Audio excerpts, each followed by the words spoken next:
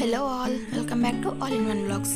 ఇవాళ మన tasty and healthy recipe వచ్చేసి రవ్వ లడ్డు. దీనిలో ఉండి చాలా ఐరన్ అండ్ మెగ్నీషియం చాలా ఎక్కువగా ఉంటుంది. దీనిలో ఫైబర్ కంటెంట్ కూడా ఎక్కువగా ఉంటుందండి. సో పిల్లలకి చాలా మంచి స్నాక్ అని చెప్పొచ్చు. ఇప్పుడు దీని తయారీ విధానం చూసేద్దాం. ముందుగా ఒక కడాయి తీసుకొని 3 టేబుల్ స్పూన్స్ ఆఫ్ గీ తీసుకొని 1/2 kg వరకు బొంబాయి రవ్వ తీసుకొని బాగా వేయించుకోవాలి. అడుగు కొంచెం మందంగా ఉన్నది తీసుకోండి, మాడిపోకుండా ఉంటుంది.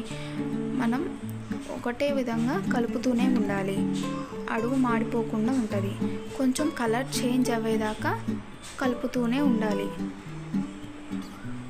ఇలా కొంచెం వేగిన తరువాత మనం ఒక గిన్నెలోకి తీసుకొని పెట్టుకోవాలి.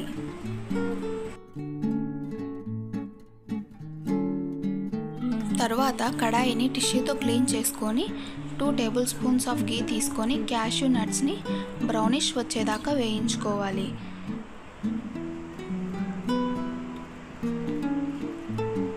ఇలా వేగిన తర్వాత ఒక ప్లేట్లోకి తీసుకొని పెట్టుకోవాలి.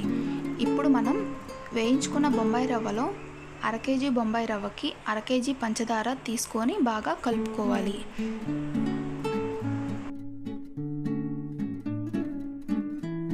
కలిపిన తరువాత 4 లేదా 5 ఎలుకలు తీసుకొని కచ్చాపచ్చగా కొట్టుకొని అందులో వేసుకోవాలి.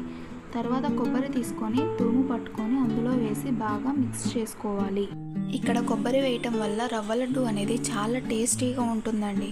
మర్చిపోకుండా వేసుకోవాలి.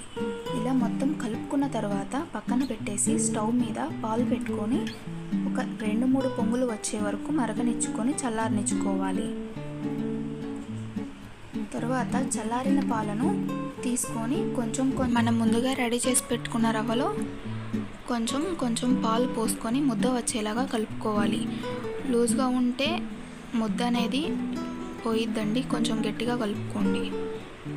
ఇలా ముద్దలు చేసిన వాటిల్ని ప్లేట్లో పెట్టి ఆరబెట్టుకోవాలి. ఆరితేనేనండి ముద్ద అనేది గట్టిగా ఉంటుంది. ఇలా పిండి మొత్తం చేసుకోవాలి.